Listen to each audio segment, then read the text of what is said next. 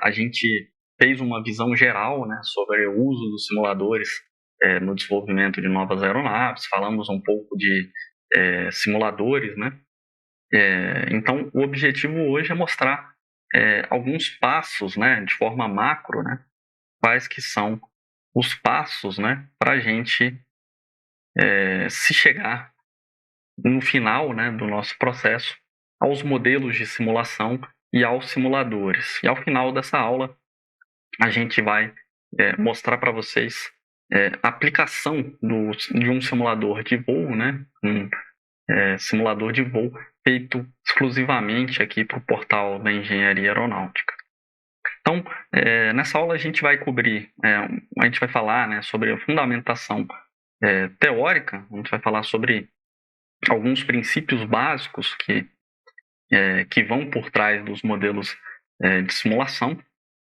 Vamos falar sobre softwares e linguagens de programação, são aqui as ferramentas que a gente vai utilizar para materializar o nosso modelo, né? Então a gente precisa partir de um conhecimento, de um fundamento, uma fundamentação teórica, né, que vai ter os seus pilares tanto na física quanto na matemática, e a gente precisa de uma ferramenta para que a gente crie esses modelos, né? Então é importante que a gente trate desse assunto, né? Além disso, vamos falar de versionamento, uma forma sistemática da gente desenvolver modelos de simulação para a gente não se perder. A gente vai falar um pouquinho sobre isso. E ao final vamos falar sobre modelagem e simulação de aeronaves também. Então, não percam, acho que essa aula tá bem interessante. Então, vamos iniciar aqui com a fundamentação teórica.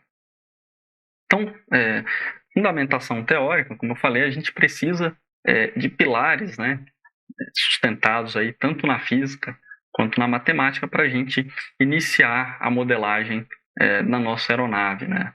Então, a principal, né, a primeira fundamentação teórica nossa vem do trabalho desenvolvido por Isaac Newton, né? Principalmente a sua segunda lei da física, né? Que é bem conhecida para a gente como o somatório de forças é igual a massa vezes a aceleração, né? Do ponto de vista do cálculo diferencial, né, a gente vai ver como que essas equações vão se comportar, né? E além disso, a gente tem o trabalho de Leonhard Euler, né? Pegou o trabalho de Isaac Newton, né, e descobriu como tratar, né, como utilizar a segunda lei de Newton para prever o movimento de corpos rígidos, né, corpos sólidos tridimensionalmente, né? Então, do ponto de vista da segunda lei de Newton, a gente tem lá o somatório de forças igual a massa vezes a aceleração, que nada mais é do que uma forma mais simples, né, uma simplificação da equação original, né, que é o somatório de forças, né, é igual à variação no tempo do momento linear, aqui sendo P o momento linear, e aqui o d dt, né, que é o símbolo de variação no tempo, né, então derivadas lá do cálculo, né. O momento linear nada mais é do que o produto aí da massa pela velocidade, né, e como a gente vai tratar na modelagem e simulação de aeronaves de modelos e corpos, né, no espaço tridimensional, aqui a gente precisa contabilizar esse somatório de forças nas três direções, né, x, y e z aí no espaço tridimensional, assim como essa velocidade, né, e a variação no tempo da velocidade vai ser a nossa resposta, né, a nossa aceleração, também em três dimensões, né? E além disso, né, aqui a gente consegue contemplar os movimentos de translação do corpo, né, velocidade nos três eixos, mas também corpos tridimensionais também rotacionam, né? Então a gente tem o equivalente aqui à lei de Newton, né? Foi um dos trabalhos desenvolvidos aí por Leonhard Euler, né? Que é o equivalente às equações de momento, né? Então a mesma coisa, né? A gente tem que o somatório dos momentos que atuam no meu corpo, né? Quando a gente olha um referencial inercial, né? Que é aquele referencial fixo em que a gente pode aplicar as leis de Newton, né? Aqui a gente tem o momento angular, né? Que é a nossa matriz de inércia, o nosso tensor de inércia aqui, porque a gente está num espaço tridimensional, vezes um vetor ômega aqui, também em relação ao CG, que é um vetor ômega de velocidades angulares, né? Então, como que o meu corpo, né? Qual que é a velocidade desse meu corpo, né? E quando a gente fala de variação no tempo, né? Essa velocidade angular, ela vira uma aceleração angular, que é o que a gente vai estar interessado, né? Então, dado um conjunto de forças atuantes aí no meu corpo, na minha aeronave, por exemplo, e um conjunto de momentos, como que minha aeronave vai acelerar do ponto de vista linear, né, as translações, e como que ela vai acelerar do ponto de vista de rotações, né? E além disso, do ponto de vista cinemático, né, uma outra contribuição bastante importante de Leonhard Euler foi a cinemática de orientação espacial, né? Então, juntando o trabalho desses dois senhores, né, o senhor Isaac Newton e do senhor Leonhard Euler, né, a gente tem a fundamentação teórica para modelar, né, as equações de movimento que vão reger o movimento não só de aeronaves, mas também de qualquer corpo tridimensionalmente, né? E esse conjunto, né, esse conjunto de fundamentação teórica, ele é a base, né, para a gente partir, né, de algo que a gente visualiza aí, né, algo real, né, uma tentativa, né, de entender a natureza, né? Então, que é a modelagem, né? A gente está modelando a natureza, né, a partir dos trabalhos aqui, tanto do Isaac Newton quanto do Euler, né, para a gente tentar predizer, por exemplo, qual que vai ser a dinâmica da nossa aeronave. Então, o que a gente precisa, né? A gente tem um conjunto de equações, né, que estão baseadas aqui em princípios físicos. A gente vai ter representações espaciais e como que elas vão variar no tempo, né? E a gente precisa, de uma forma organizada, né, utilizar uma ferramenta para que a gente chegue, de fato, a um modelo de simulação, né? Então, a gente parte aqui de modelos em branco e o nosso objetivo é chegar no modelo de simulação para que a gente desenvolva, né, todos aqueles tópicos que a gente comentou na nossa primeira aula, né? Que é ter uma aeronave robusta, competitiva, né, e segura, né? Então, o modelo de aeronaves, como que a gente chega, né? O que a gente precisa de modelos, né? Então, a gente tem um modelo completo aqui, e esse modelo completo, ele tem que ser constituído de partes, né? Não só as equações de movimento que a gente comentou, né? Mas a gente precisa saber, né, quais que são essas forças, quais que são esses momentos que atuam na nossa aeronave, né? E da onde que vêm essas forças e momentos, né? Os principais contribuintes aqui vão ser a aerodinâmica, né? Nossas aeronaves, elas possuem corpos aerodinâmicos, né, desenhados especificamente para o cumprimento das nossas missões, né, que vai ser transportar passageiros, transportar carga paga, né? E a gente precisa, né, chegar nessas forças e momentos aerodinâmicos quando a gente tem a nossa aeronave submetida ali a um escoamento, por exemplo, né? Então a gente vai ter dados de túnel de vento, dados de simulação, né, para que a gente chegue nessas informações em formatos que a gente possa inseri-los nos nossos modelos, né? E além disso, um grande contribuinte dessas forças e momentos são as forças propulsivas que vão vir do nosso motor, né? Então a gente também precisa aqui do embasamento, uma fundamentação teórica e ou experimental, né? Para que, dada uma condição de voo, um regime de voo, uma altitude, uma velocidade, a gente consiga extrair informações de forças e momentos que esses nossos motores, né, vão causar na nossa aeronave. Além disso, a gente precisa entender e modelar, né, as propriedades de massa, a própria massa da aeronave, assim como a distribuição dessa massa, elas são bastante importantes para a dinâmica da nossa aeronave. E a gente precisa, né, de um modelo de propriedades de massa. O centro de gravidade também é bastante importante para a resposta da nossa aeronave. Então, mais um modelo que a gente precisa contemplar no nosso modelo de simulação completo aqui de aeronave.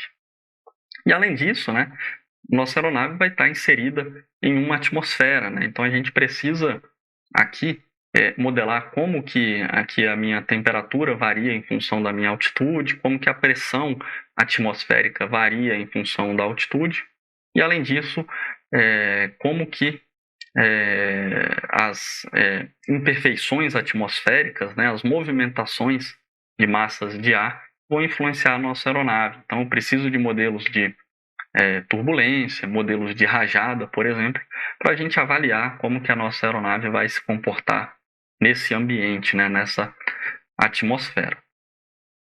E além disso, né, a gente precisa, para calcular as nossas forças aerodinâmicas e propulsivas, né, a gente precisa juntar tanto a cinemática da minha aeronave, né, que a gente vai descobrir quando a gente resolver as equações de movimento, tanto quanto a influência, né, das turbulências e rajadas, que também vão criar variações de velocidade em ângulos naquele escoamento que a minha aeronave está sentindo dentro da atmosfera, né?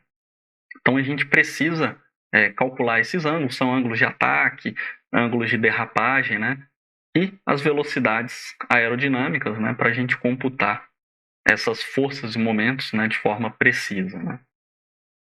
E seguindo, né, para ter um modelo completo, né, além dessa parte que a gente viu, a gente precisa modelar também atuadores, né, quando a gente quiser avaliar sistemas embarcados, como que esses sistemas embarcados eles agem sobre a nossa aeronave. A gente precisa nos aprofundar na modelagem, incluir atuadores, sensores, por exemplo, para que a gente chegue num projeto de forma satisfatória desses sistemas de aumento de estabilidade, aumento de controle, pilotos automáticos, por exemplo. Então, o que a gente precisa, né? Qual que é a ferramenta, né? São os softwares / linguagem de programação, né? Quando a gente falar de MATLAB Simulink, né, a gente vai ter tanto uma ferramenta quanto uma linguagem de programação aqui, tudo em um, né? A linguagem de programação MATLAB, uma linguagem de programação procedural, em que a gente vai ter linhas de código, quanto modelagem Simulink, que é um tipo de modelagem gráfica, né, que é bastante utilizado na indústria. E além disso, a gente pode também utilizar linguagens de programação quanto Python, né? E aqui a recomendação é que a gente utilize, né, tanto softwares quanto linguagens de programação que são benchmark na indústria, né? E elas têm esse papel na indústria porque elas conquistaram, elas foram evoluindo ao longo do tempo, elas foram se adaptando e se tornaram ferramentas bastante produtivas, né, para as tarefas de modelagem e simulação.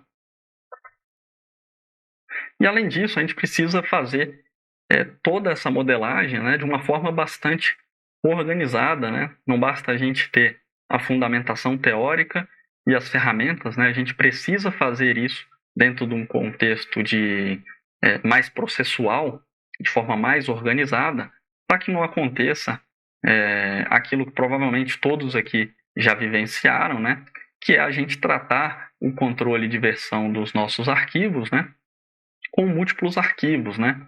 Quem que nunca foi evoluindo um documento e criando V1, V2, assim por diante, né? Até um V30 aqui. Depois a gente começa a mudar o nome para incluir outras formas de diferenciação, né, para tentar ajudar a gente a não se perder com os arquivos, né? Aqui um Rev 1, depois a gente vai evoluindo, um Rev 5, underline final, né? Então, quem já vivenciou isso sabe que você fica bastante perdido, né? Com o controle, né, de arquivos, né? Imagina fazer isso com um modelo em que eu vou ter modelo de aerodinâmica, modelo de motor, modelo de atmosfera, né? A gente precisa, né, de forma bastante sistemática, né, saber quem que modificou um determinado conteúdo, por exemplo, um modelo, um script, por exemplo, quando que ele foi modificado, por que que ele foi modificado, né, e o que foi modificado, né? Então, o controle de versão sistematizado, né, o versionamento de arquivos, ele vem justamente para cobrir esse gap, né, e para ter uma forma mais elaborada, né, que não seja a criação de múltiplos arquivos aqui, que é bastante complicado da gente se achar, né? Então, existem algumas ferramentas bastante úteis aqui no controle de versionamento, bastante importante que a gente utilize-as, né, para poder evoluir de forma bastante assertiva na modelagem e simulação de aeronaves.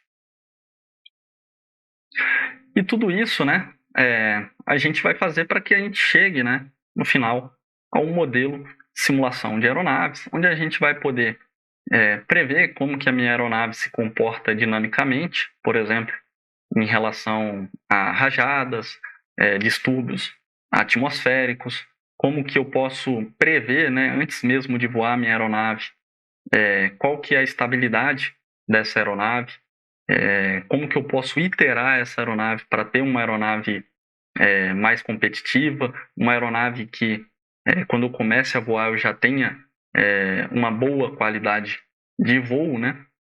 E tudo isso a gente pode fazer utilizando um modelo de simulação desse, né? Por exemplo, utilizar critérios, né, desenvolvidos através de estudos, pesquisas, né, de certos parâmetros que se relacionam à qualidade de voo, para que a gente possa ter uma aeronave, né, projetar uma aeronave que atenda os requisitos que a gente vai conseguir testar mais para frente, né? Então, o modelo de simulação a gente também pode complementar essas análises de forma bastante barata, né, no início do desenvolvimento, utilizando também os simuladores desktop, né? E aí, nos simuladores desktop, a gente consegue, de fato, pilotar essa nossa aeronave, né? Se a gente seguir todos aqueles passos, ter aqueles modelos aerodinâmicos, propulsivos, propriedades de massa, né? E assim por diante. Então, eu posso, de fato, pilotar a minha aeronave, ainda quando ela é um modelo, né?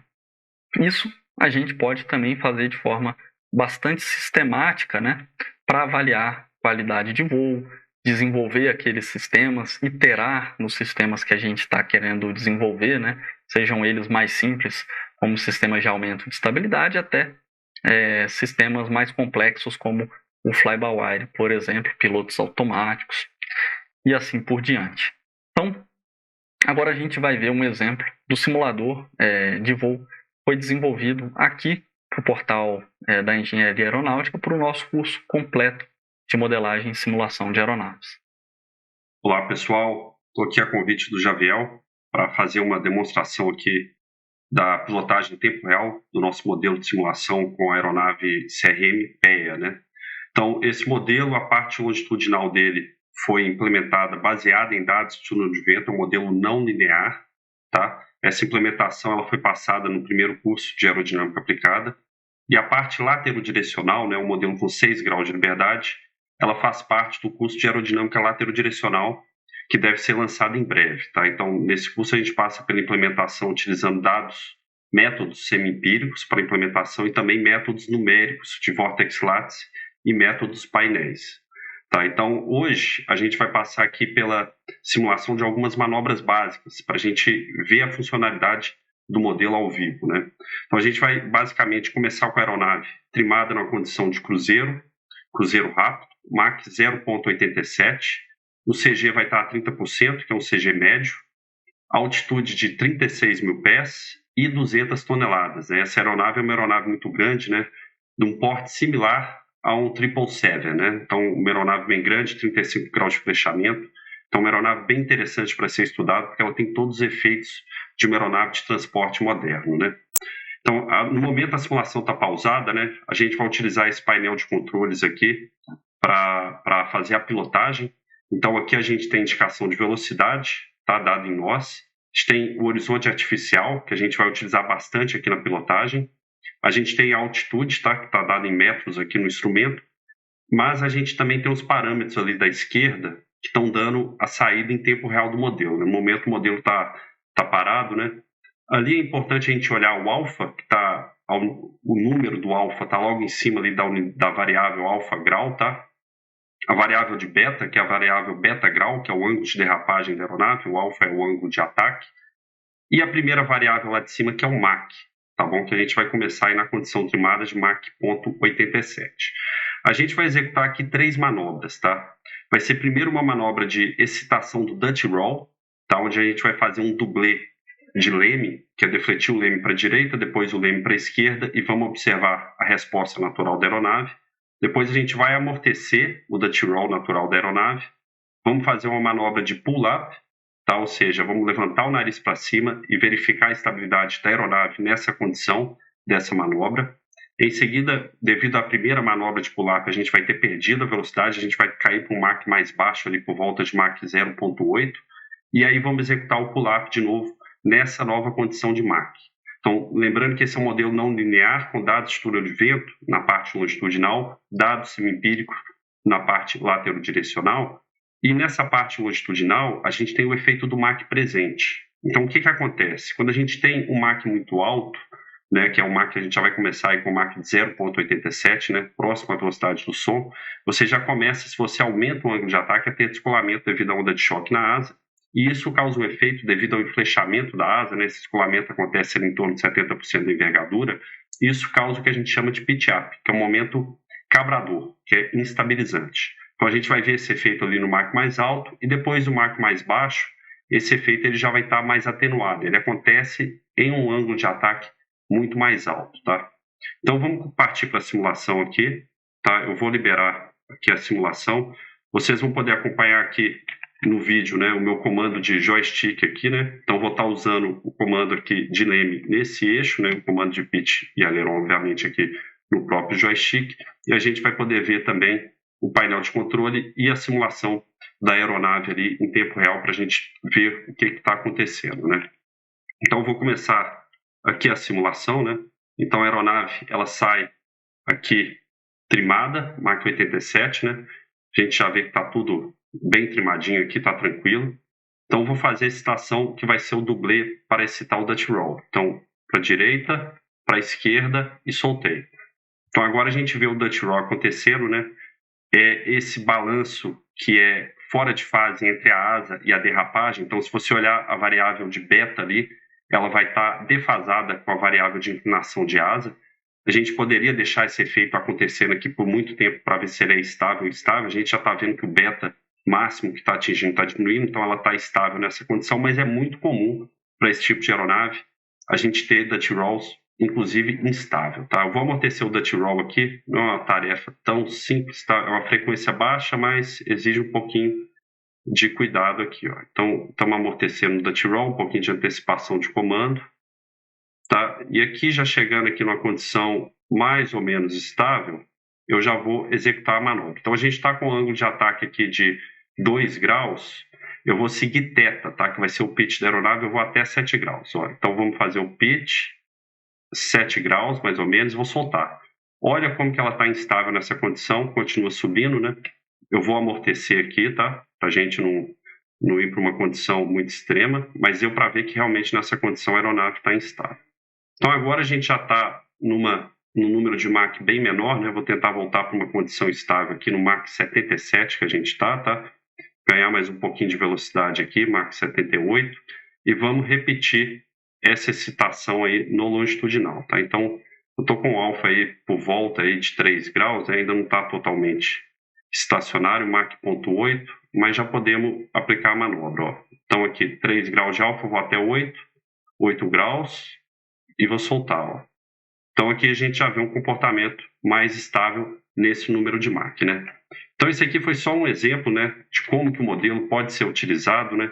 E as aplicações realmente são muito grandes e é muito interessante poder fazer esse efeito completo, né, tanto da implementação da parte aerodinâmica quanto da implementação da parte de mecânica de voo, e as utilizações realmente são muito vastas para esse tipo de simulação, né? Então, realmente você poder ter isso de pilotar a aeronave que você implementou, entender os efeitos, até modificar a aerodinâmica e ver o que acontece com a mecânica de voo, é muito interessante, né? Traz muito aprendizado e muito entendimento, né? Então, espero que vocês tenham gostado aí da demonstração e tenho certeza que estão curtindo bastante aí esse curso do Javiel. Bom, então se você se interessou pela modelagem e simulação de aeronaves e ainda não baixou esse material com as dicas de ouro, recomendo você entrar no site do portal, baixar, porque nele eu compilei 10 dicas de ouro, além das que eu comentei aqui durante essas 2 aulas, né, para que você possa, né, ingressar no mundo aí da modelagem e simulação, e mesmo se você já trabalha com modelagem e simulação, são dicas que com certeza vão te ajudar bastante.